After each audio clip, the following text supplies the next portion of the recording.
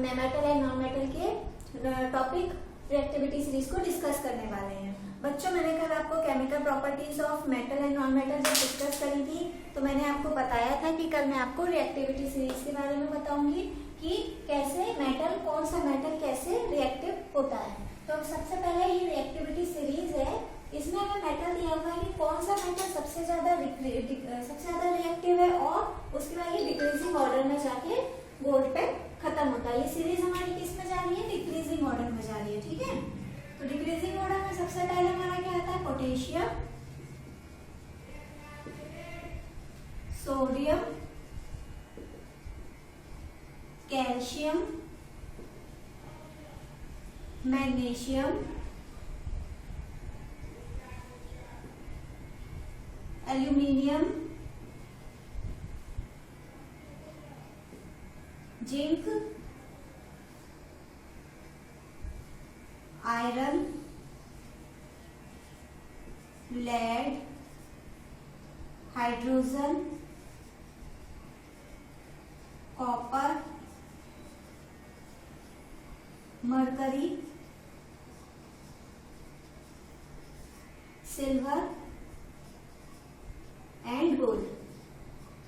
ठीक है, तो ये हमारी क्या बनती है? रिएक्टिव सीरीज बनती है। ये किसमें? डिक्रीजिंग ऑर्डर में, यानी कि सबसे ज्यादा रिएक्टिव कौन सा हमारा? पोटेशियम है, उससे लेस हमारा सोडियम है, उससे लेस कैल्शियम है, उससे लेस मैग्नीशियम, फिर एल्यूमिनियम, फिर जिंक, फिर आयरन, फिर लेड, फिर हाइड्रोजन, फिर कॉपर, फिर मरकरी, फिर silver and gold.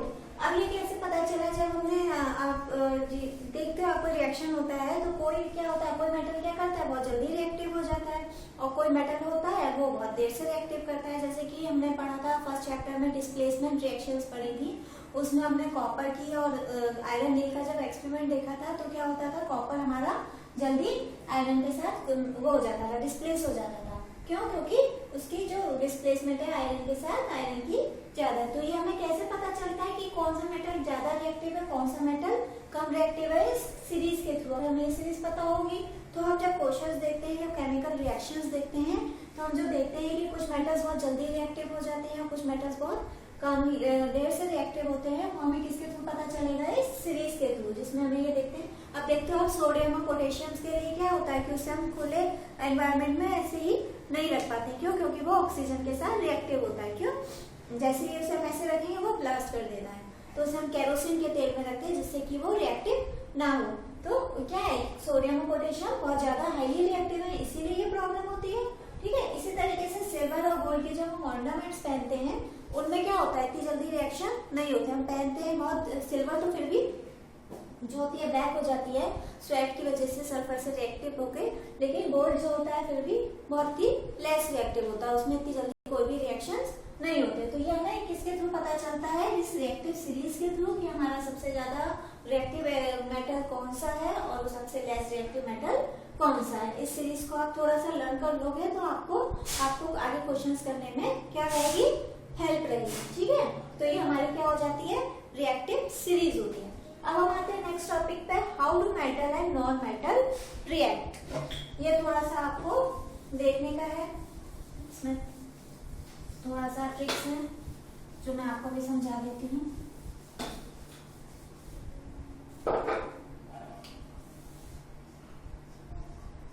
How do metal and non metal react. ठीक है, हम एक मेटल ले लेते हैं सोडियम और एक नॉन मेटल ले लेते हैं क्लोरीन। ठीक है, अब बताइए सोडियम का एटॉमिक नंबर कितना होता है? हाँ, 11 होता है। ठीक है, यानी कि इसका इलेक्ट्रॉनिक कॉन्फ़िगरेशन क्या होगा? 2 8 1। ठीक है, इसी तरीके से क्लोरीन का एटॉमिक नंबर कितना होता है? 17। ठीक है, अब इसका कितना होगा?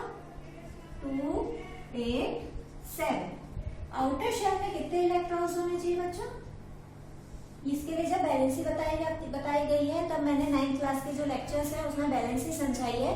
उन बैलेंसी में मैंने आपको ये सारे कॉन्सेप्ट पूरे क्लियर करे हैं। आप उस लेक्चर को अगर उस पर सर्च करेंगे यूट्यूब पे तो आपको वो लेक्चर मिल जाएगा और उससे आपको ये पूरा कॉन्सेप्ट क्लियर हो जाएगा कि किससे जो हमारे आउटर शेल्स में हमारे कितने इलेक्ट्रॉन्स होने चाहिए और वैलेंसियम कैसे सॉल्व करते हैं। ठीक है, यहाँ पे शॉर्ट में आपको बता देती हूँ, आउटर शेल में इलेक्ट्रॉन्स की क्या रहती है, जो कि उनके आउटर शेल में कितने होने चाहिए, 8 इलेक्ट्रॉन्स होने चाहिए। ठीक है, इसे कहते हैं ऑक्टेट रूल। ठीक, तो क्या होगा यहाँ पर हमारा सोडियम में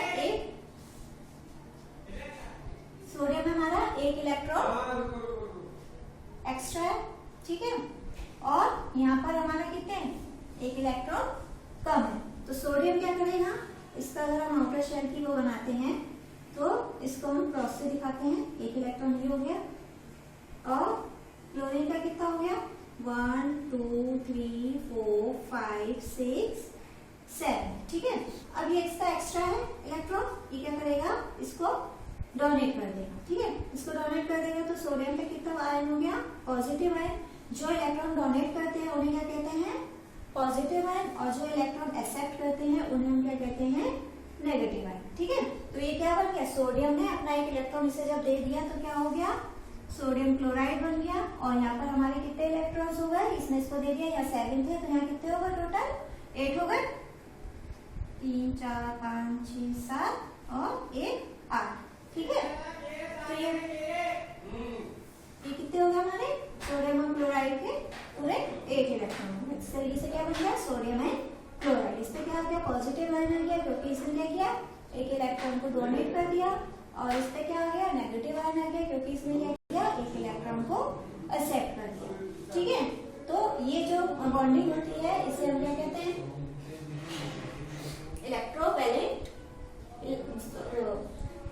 इलेक्ट्रोवैलेंसी कहते हैं। ठीक है, ये एक इलेक्ट्रॉन हमारे मतलब इसे किसने ले लिया, इसने अपना एक इलेक्ट्रॉन दिया और एक दूसरे ने एक इलेक्ट्रॉन अपना ले लिया। ठीक है, ये बैलेंस, ये जो बॉन्डिंग है, ये बॉन्डिंग आपकी नेक्स्ट चैप्टर में जो कार्बन कंपाउंड आप पढ़ोगे उनमें आप पूरे तीन टाइप्स की जो बॉन्डिंग होती है वो तीनों टाइप्स की बॉन्डिंग पढ़ोगे तो और डिटेल में समझ जाओगे। फिलहाल हमने क्या समझा कि मेटल और नॉन मेटल कैसे रिएक्ट करते हैं जब आपस में इलेक्ट्रॉन्स को वो क्या करते हैं, एक दूसरे के साथ कुछ गिव एंड टेक करते हैं या फिर शेयरिंग करते हैं। ठीक है, अब हम नेक्स्ट एग्जांपल लेते हैं इसी तरीके से मैग्नीशियम और क्लोरीन का।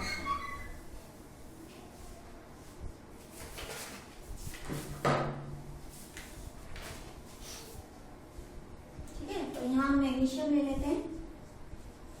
मैग्नीशियम में कितना एटॉमिक नंबर होता है, 12। अब इसका कितना आएगा, 2 8 है 2। ठीक है, और इसका तो आपको पता लिखा ही हुआ है 17 है तो 2 8 7। अब मैग्नीशियम में क्या होगा, मैग्नीशियम में एक्स्ट्रा कितने हैं, 2 इलेक्ट्रॉन्स। तो मैग्नीशियम क्या करेगा, ये हमने मैग्नीशियम लिख लिया, इसके 2 इलेक्ट्रॉन्स जो एक्स्ट्रा है वो लिख लिए। यहाँ एक क्लोरीन हो गया और एक यहाँ क्लोरीन हो गया। 1 2 3 4 5 6 7 1 2 3 4 5 6 7। ठीक है, 7 7 है आउटर शेल में। ठीक, तो क्या हो गया, अब इसने क्या किया, एक इलेक्ट्रॉन इसे दे दिया और एक इलेक्ट्रॉन इसे दे दिया। देने के बाद क्या हुआ, इसके 2 और 8, इसका कितना रह गया, यहाँ पर टोटल होगा आउटर शेल में 8 होगा। और इसके क्या हो गए, 7 थे तो दोनों तरफ कितने हो गए, 8 8 हो गए। तो ये क्या हो गया, मैग्नीशियम ने 2 इलेक्ट्रॉन्स दे दिए तो मैग्नीशियम की क्या हो गई, तो पॉजिटिव हो गई। और क्लोरीन की हमारी क्या हो जाती है,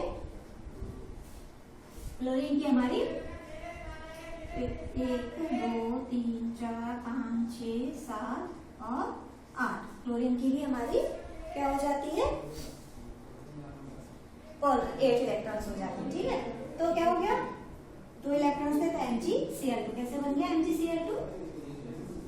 ठीक है, क्लियर है कैसे बना, इसने अपना एक इलेक्ट्रॉन इसे दे दिया, एक इलेक्ट्रॉन इसे दे दिया, इसकी वैलेंसी भी पूरी हो गई और दोनों की वैलेंसी भी पूरी हो गई। और ये क्या हो गया, मैग्नीशियम का पॉजिटिव 2 आयन आ गए क्योंकि इसने 2 इलेक्ट्रॉन्स डोनेट करे हैं और 2 क्लोरीन थे, यहाँ पर तो MgCl2 हो गया, इन दोनों का 7 7 8 हो गया। ठीक है, समझ गए, क्लियर है। तो इस तरीके से मेटल और नॉन मेटल आपस में रिएक्ट करते हैं। ठीक है, और सारे बॉन्डिंग्स के बहुत सारे एग्जाम्पल होंगे जो आप अपने कार्बन कंपाउंड वाले लेक्चर में जब पढ़ोगे, तीनों बॉन्डिंग पढ़ोगे तो अच्छे से समझोगे। और ये बॉन्डिंग्स को बहुत अच्छे से समझना भी, क्योंकि ये बॉन्डिंग्स आपके जो एग्जाम होते हैं एग्जाम में भी आएंगे, अभी 10th में भी आएंगे और 12th की जब केमिस्ट्री लोगे उसमें पढ़ोगे तो उसमें आपको बहुत ही डिटेल में बताना भी होता है। ठीक है, तो हमारा टॉपिक क्लियर हो गया। मेटल कैसे नॉन मेटल के साथ रिएक्ट करते हैं, इस तरीके से ये आपस में बॉन्डिंग बनाकर एक नया मेटल और नॉन मेटल से रिएक्ट करके एक नया रिएक्शन बनाते हैं। ठीक है, अब हमारा क्या होता है, physical properties of ionic compound. Ionic compound क्यों है, क्योंकि इनमें क्या बन रहा है, पॉजिटिव आयन बन रहा है या नेगेटिव आयन बन रहा है। तो क्या है, ये आयंस बना रहे हैं, इसलिए इन्हें क्या बोलते हैं, आयनिक कंपाउंड। ठीक है, तो फिजिकल प्रॉपर्टीज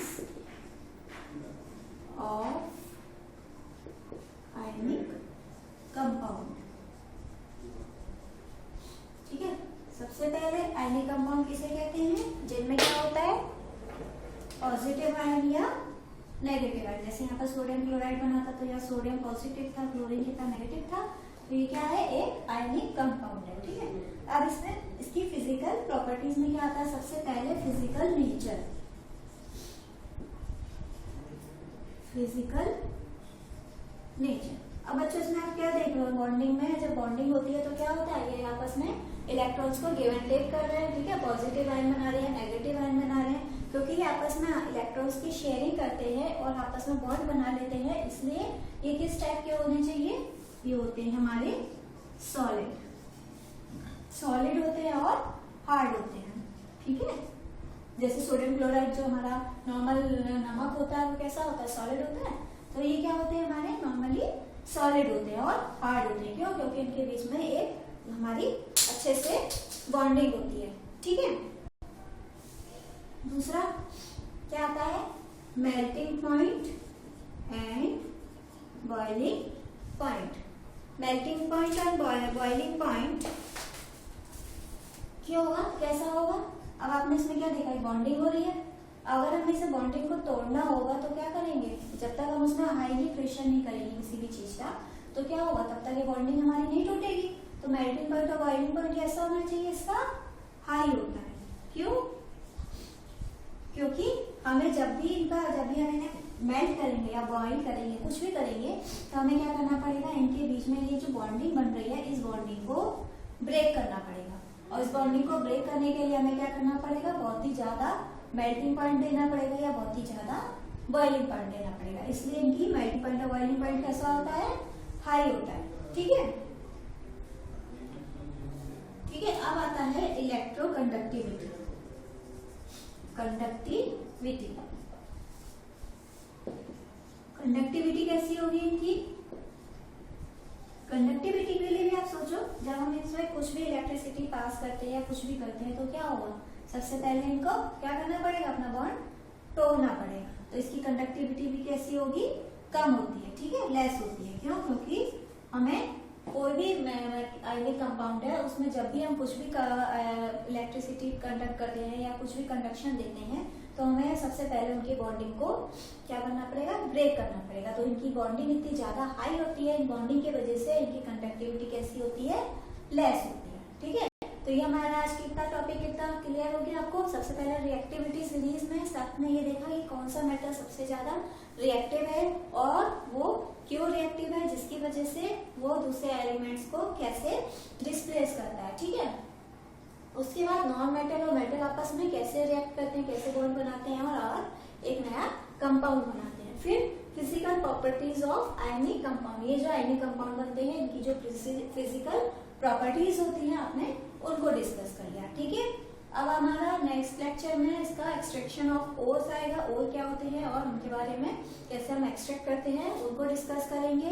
बच्चों साथ के साथ अगर आप अपनी बुक की हेल्प नहीं ले रहे हो, बुक की एक्सरसाइज नहीं कर रहे हो तो आप इन लेक्चर्स को समझने में समझ नहीं पाओगे। आप भले कितने भी अच्छे लेक्चर्स को देखो, लेकिन जब तक आप खुद अपनी हेल्प नहीं करोगे तब तक आपकी कोई भी हेल्प नहीं कर पाएगा। तो रेगुलर मेरे लेक्चर्स के साथ अपनी बुक्स से एक्सरसाइज भी सॉल्व करते रहिए और अगर उन एक्सरसाइज में कुछ प्रॉब्लम्स आ रही है तो हमारी जो वेबसाइट है और हमारी जो गूगल क्लासरूम के थ्रू जो नोट्स है उनकी हेल्प ले लीजिए। ठीक है, ओके फाइन, थैंक यू।